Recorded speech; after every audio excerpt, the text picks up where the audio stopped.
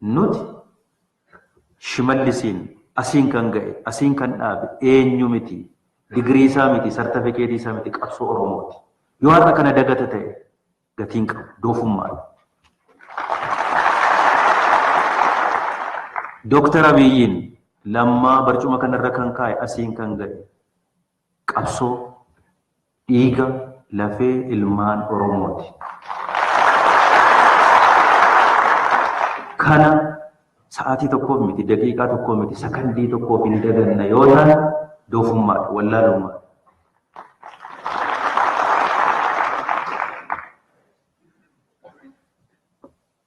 Lubbuu keenyaa miti kan hojjennu jireenya miidhagaa jiraachuudhaan miti kan hojjennu saba kanaaf uummata kanaaf biyya kanaaf nagaan akka inni dhufu akka darbuufi wanti gaarii akka inni dhufuufi. Biraan akka mootummaatti dogoggora bakka nuti qabnutti nutti himamuun sirreeffachuun nurra jira. Nutti himamuu danda'us immoo qaba kun. Walitti mufannee gara jeequmsaatti wal gashinee lubbuu wal balleessine yoo taane dhiiga wal irratti dhangalaasne yoo taane nutu wal dhaba nutu wal diiga. Diigamiinsa kalees diigamne bittinnoofne dhufne garuu xaarii meeqaan har'a walitti qabuu jalqabne kana of jalaa deebisnee bittinneessuu ta'a. Of jalaa deebisnee diiguu ta'a. Gaafa diigamne gatiin qaba. Tokkummaa keenyaan alatti taakkuu tokko fuulduratti kan nu deemsisuu danda'u hin jiru. Taakkuu tokko fuulduratti kan nu oofuu danda'u hin jiru. Amantaan lubbuu fi amantaan nu qooda yoo ta'e, iddoon nu itti dhalanneen qoodamna yoo taane, waan garaagaraatiin qoodamna yoo taane, hin bittinnoofne, hin saaxilamne, rakkanna, rakkoo kanaa olitti of gashina, wal gashina. Kun itti yaadamuu qaba. Uummanni keenya guutuun itti yaaduu danda'utu irra jira. Mariidhaan akkasitti waliin teenyee ituu kana hojjechuu qabdanii kanan hojjenne. Ituu kana hojjechuu maltanii kanan hojjenne jettanii nutti himuun qaama mootummaatti himuun sirreessuun barbaachisaadha. Iddoon hin sirroofnetti immoo waliin taanee tarkaanfii waliin fudhachaa deemuun nu fayyada. Yoo ilaame akkasii wal gorfachaa fi walitti himaa yoo deemne rakkoo keenya waan barbaadu waan nuyi biraan ga'iniif hin jiru. Jaarsoliin biyyaa abbootiin amantaa hojii guddaa hojjettanii carraa kanaan isiniin illee galateeffachuun barbaada.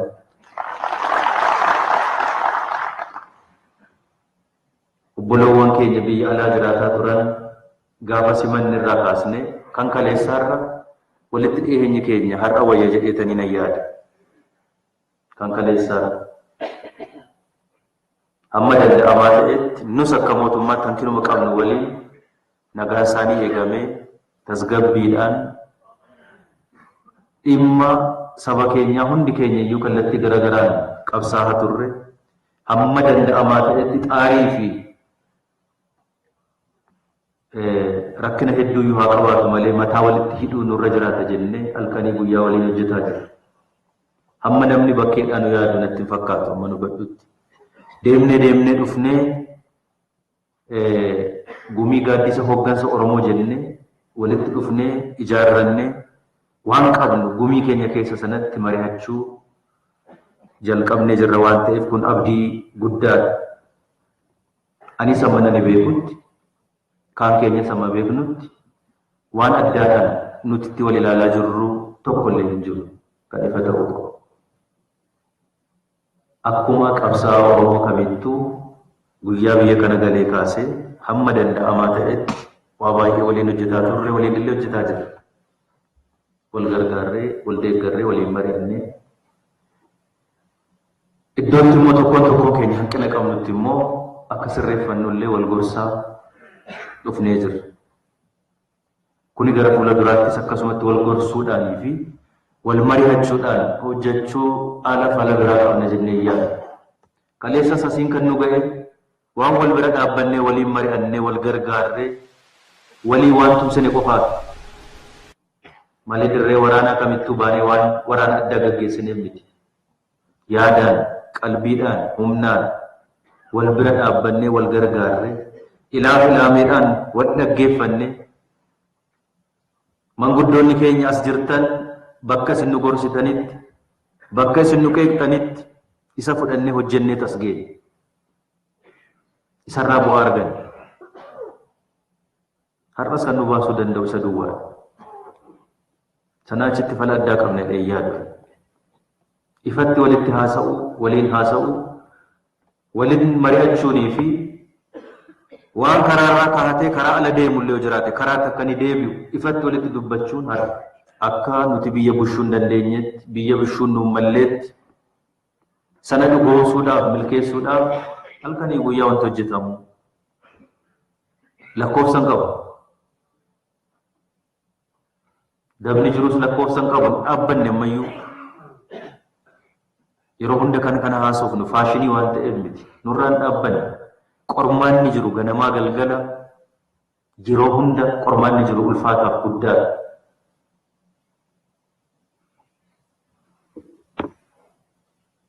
Kanaaf odeeffannoo walii kennanii, wal hubatanii, wal dhagahanii, waliin mari'achuudhaan hojjechuun dhimma qaama muraasa irratti, murna muraasa irratti gatamu otoo hin ta'in dhimma hunda keenyaati jedhee tayyaadhaan.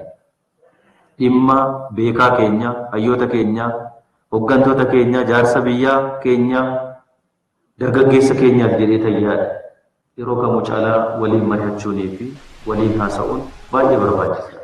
Dhalli Oromoo kan inni bakkeetti ba'ee du'e, kan isin dhamaatan, rakkattan, nuti kan dhamaane, namni hunduu kan inni dhama'e, uummata keenya irraa duuti akka dhaabatuuf, rakkinni akka inni dhaabatuuf, dararaan hidhaan akka inni irraa dhaabatuuf malee deebisnee akka wal ajjeesnuuf miti. Deebisnee hokkorrii fi rakkinni Oromiyaa keessatti, naannoo keenya keessatti uummata keenya irratti akka inni qaqqabuuf, akka inni ga'uuf miti. Hin turre. Garuu immoo baay'ee nu milkaa'an jiru. Waan xinnoodha kan nu milkaa'e. Haan fedhe haa hojjennu, haan fedhe haa goonu, hamma hokkorriif rakkinni duuti Oromoo irraa uummata keenya irraa dhaabbatiin sa'a 24 miti 48 yoo xaarre yoo lafaane faayidaan qabu.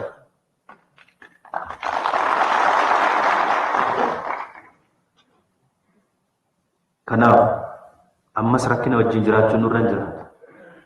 Gadi teenyee haasa'uu qaba. Beekaan keenya, hayyuun keenya, jaarsi biyyaa, hooggansi Oromoo gadi teenyee haasa'uu fi ifatti walitti dubbachuu danda'utu nurra jiraata. Walitti haasa'uu nurra jiraata. Hooggansi biras rakkoon jiru yoo jiraate ifatti nutti himamuu danda'utu irra jiraata.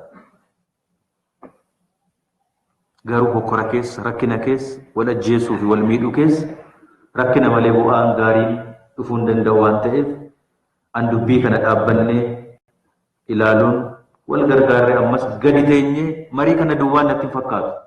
Gadi teenyee qeerroo keenya waliin, qarree keenya waliin, beekaa keenya waliin, hayyoota waliin teenyee sirriitti mari'achuunii fi dubbii bu'uuraa lafa kaawwachuun nurra jiraata jedhee tayyaadha. Amanna nullee.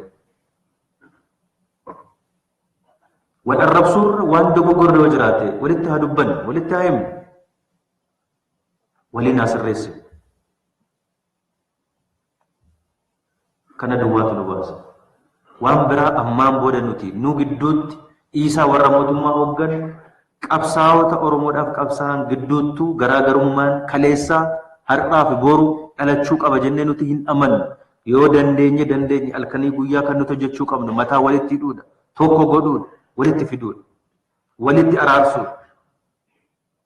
Uummanni keenya kan inni watwaatu, kan inni ganamaaf galgala eebotu, argu nuti adda baanee adda facaanee nu arguutu hin ta'in tokko taanee wal bira dhaabbannee humna walii taanee nu arguu barbaada. Nus hojjenne kana kan hojjechuu qaba. Hayyuun keenya, beekaan keenya nu gargaare kanarratti kan nu gargaaruu qaba. Hojii nuti hojjennu irratti immoo iddoo humna dhabneef nu hanqate irratti nu gargaaree qaawwa keenya guutaa wal deeggarree hojjechaa deemuutu nurra jiraata. Kanaafuu an dubbii kana keessumaa waan nagaa Oromiyaa, waan jeequmsa gidduu kanaa qofa otoo hin ta'in waliigala rakkoodhuma naannoo keenya keessa jiru akkamitti furanna, akkamitti hiikkannaan dhaabbannee teenyee mari'annee hiikuutu nurra jiraata. Namni nu hiikuu hin danda'u. dubbii kana namni nuuf fixuu danda'u hin jiru. Fixachuun nurra jiraata. Nuttaa mi'aawu haa hadhaa'u dubbii fixachuun barbaachisaadha. Waan ta'eef ani dhimmi tokkummaa keenya, dhimmi nageenyi Oromiyaa, dhimmi wal hubannee wal gargaarree wal gorfachaa karaatti wal deebisaa wal gargaarree hojjechuu dhimma guddaa ta'ee ilaalamuu danda'utu irra jiraata. Ija kanaan hundi keenya yoo wal gorfannee wal gargaarree yoo hojjenne rakkoo kana keessaas rakkoo nuyi dabarre miti. Nuti biyya kanaaf ilaala. Waan nuyi hojjennu kanatti hundi hin gammadu. Hundi yoo dallanuu baatellee kan bisheessuu barbaadu, kan summiitti naqu baay'ee. Waan tokko dagachuun nurra jiraate dhayyaa. An dhuunfaa kootii waan baay'ee dogoggoruu nan danda'a. Dooktar Abiy dhuunfaa isaatii waan baay'ee dogoggoruu hin danda'a ilma namaati. Shimallis ilma namaati waan baay'ee dogoggoruu hin danda'a. Dogoggorallee immoo qabna hin qabnu hin jedhu. Garuu gaafa lammaan naafatu, gaafa Dooktar Abiy naafatu, Dooktar Abiy yookiin Shimallis qofa miti kan naafatu. Isa duuba namoonni as jirru kun dhuunfaa keenyaan hin dhufne qabsoo keessantu asiin nu ga'e, as nu kaa'e, asitti nu fide qabsoo keessantu naafata. Qabsoo saba keenyaa uummata keenyaatu naafata. Nama dhuunfaa miti kun. Walittaa dubbanne, walittaa mufanne. Garuu waan saba keenya deebisee hin qaanessine rakkinatti hin finne dhaabbannee yaaduun lama dhaabbannee yaaduun baay'ee barbaachisaadha. Nageenya naannoo keenya qofaaf itoo hin ta'in waan dhimma keenya walii galaa irrattu teenya waliin mari'achuudhaaf nuti qophaa'aadha. Walitti haa dubbannu garuu immoo wal gargaarree wal deeggarree waan kaleessa arganne kan harka keenya keessa akka hin baane goonee eeggachuun dirqama hunda keenyaati waan ta'eef wal gargaarree haa hojjennu. Haala torban darbe naannoo keenya keessatti uumame abbootii gadaa maanguddoo wajjin haadholii wajjin mari'annee akkamitti uumamee akkamitti immoo hiiknee gara fuulduraa deemuudhaaf qabna kan jedhu akkuma aadaa keenyatti mari'annee dubbicha ilaaluudhaaf isin waamne waamicha keenya kabajanii argamuu keessaniif galata guddaa isinii galchuun barbaada.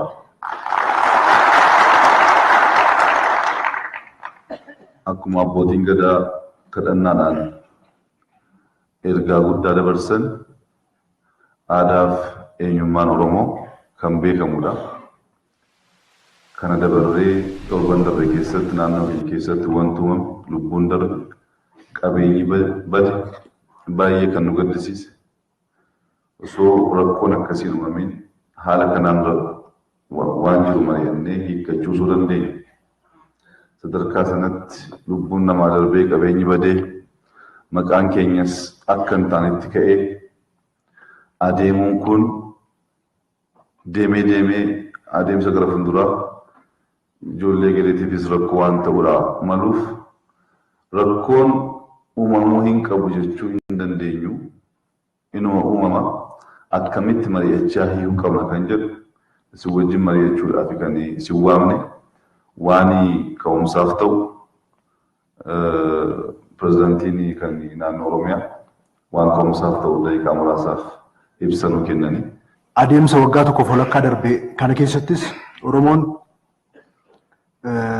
dhimmoota hedduu milkeesseera waliin ta'ee wal gargaaree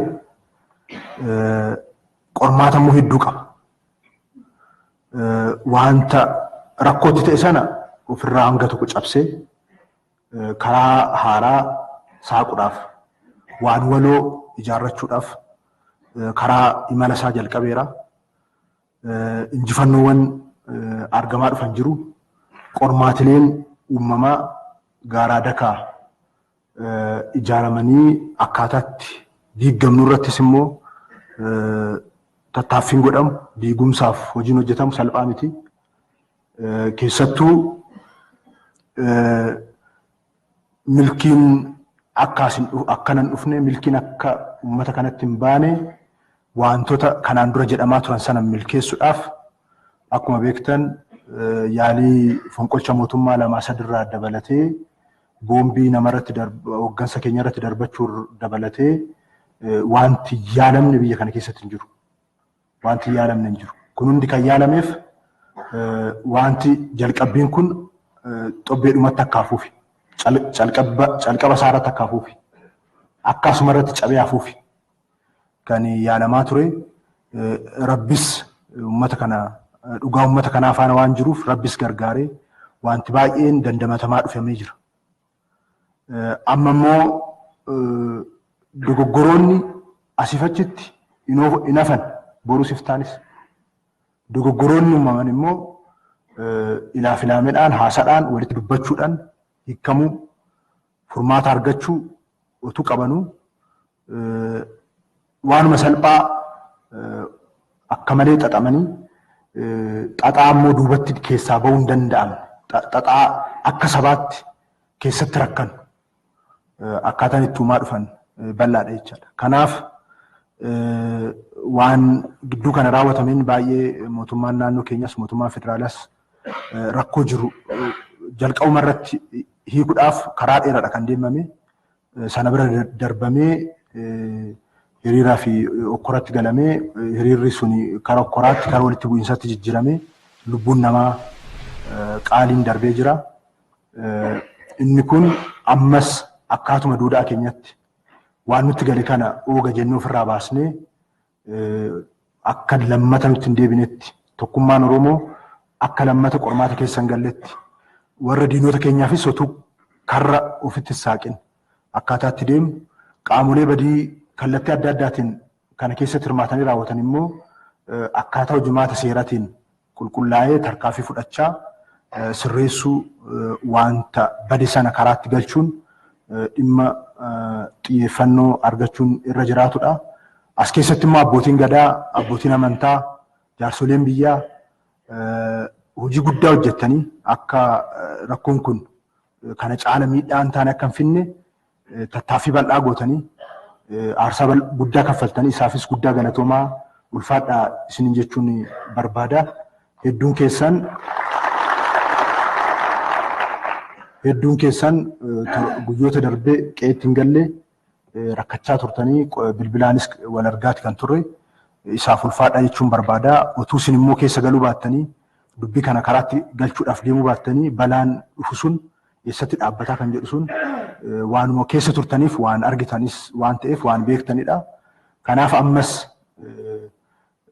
Rabbis geenuun jedhee kana keessaa baanee garummoo wal gargaarree olaantummaa seeraa karaa keessa deebiin qabneen olaantummaa seeraa mirkaneessuu rakkoo dakatti jiru madaa dakatti hawaasa keenya gidduutti uumame karaa qabsiisuu irratti xiyyeeffannee hojjechuu qabnaa kan jedhu akka ka'umsatti kaasuu fi galatoomaa.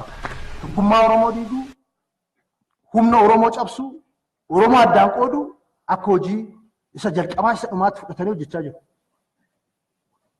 Kana keessattuu Oromoo gidduutti uumuudhaaf Oromoon immoo ilaafilaamedhaan, mariidhaan, tasgabbiidhaan dubbii hiikaa iddoo rakkoon jirutti jaarsa biyyaa qabna, abbaa gadaa qabna, qe'ee qabna, karra qabna, duudhaa qabna. Isaan hiikaa sirreessaa deemuu danda'u irra jira.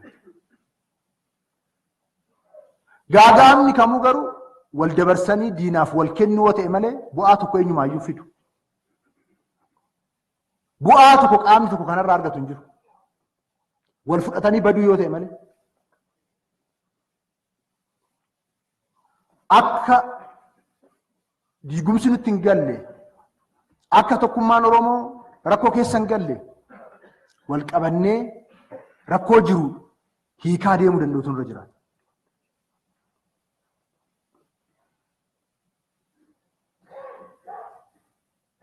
Inni kun sirriitti jala sararamee hubatamuu qaba. Dhimmoota kanaa ol walxaxoo ta'aniyyuu mariidhaan keessa darbaa dhufne. Ilaafilaamedhaan wal dhaga'uudhaan wal hubachuudhaan. Amma immoo akkuma sila jettan yeroo gammachuu keessa jiru irreecha irreeffannee nagaadhaan addunyaan Oromoo kabajjee Oromoodhaaf ulfina kennitee Oromoo sadarkaa kanatti fudhattee Oromoon bakka kabajamee jiru kanatti qaaniin kun immoo nutti dhufe. Keessattuu nama amantaadhaan addaan qoodamee Oromoo addaan amantaadhaan qoodanii wal nyaachisuudhaaf wanti deemame kun wanta madaa guddaa wanta hamaadha. Mootummaan naannoo Oromiyaa, mootummaan federaalaa fedhii fi faayidaa uummata Oromoo kabachiisuudhaan alatti fedhii faayidaa uummata Oromoo fedhii biyyattii kana keessatti uummata kaan faana walitti fuudhanii deemuudhaan alatti kaayyoo maalii qaba? Kaayyoo addaa maalii qaba? Maaliif kan manaa baane? Maaliin kan hojjechaa jiru? Maaliif dadhabama? Kaayyoo biraa jira? Wanta uummanni keenya hin barbaanne, wanta uummanni keenya irraa fayyadamne, wanta uummanni keenya fedhii isaatti mirkaneeffanne tokkoyyuu wanti lafarratti ta'u hin jiru. Ta'uus hin danda'u.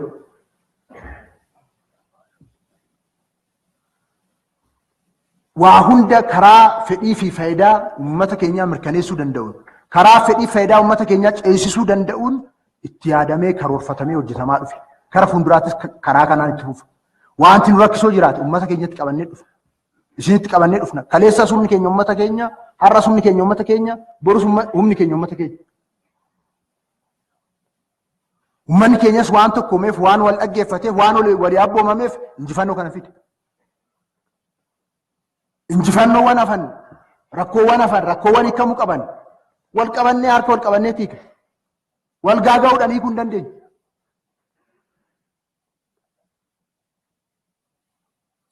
Kan afaan banee nu liqimsuudhaaf amummatu, asiifachi kaatu, asiifachi maraatu lakkoofsa qabu. Kanaaf ammas siluma akka keessanitti dakatti nagaaf tasgabbii uumuu, rakkoo jiru tasgabbeessuu, madaa wal gidduutti uumame nagaadhaan hiikuu, araaraan xumuruu, laphee uummataa walitti deebisuu. Gaagaa'amni kun immoo akka deebi'ee nutti hin dhufne wal gargaarree akka mootummaattis akka uummataattis hojjechuu danda'u dura jiraata.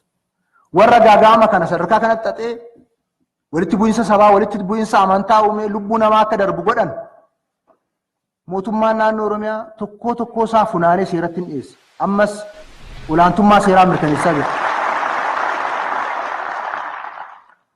Dhimma olaantummaa seeraa irratti wanti sakandii tokkoof duubatti jedhamu jiru.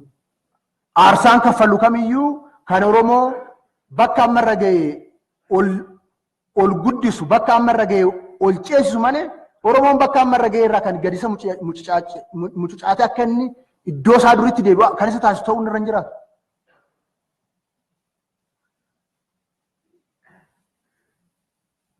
Kanaaf ololli sobaa jetteen olii gadee deemu, maqaballeessiin olii gadee deemu, yaa Oromoo nu diiguu hin qabu. Gonkumayyuu abbootiin gadaa, hawwan siiqqee, jaarsi biyyaa kana eeyyamuu hin qabu. Abbootiin amantaa kana eeyyamuu hin qabdan. Jetteen ololli sobaa Oromoo diiguu hin qabu.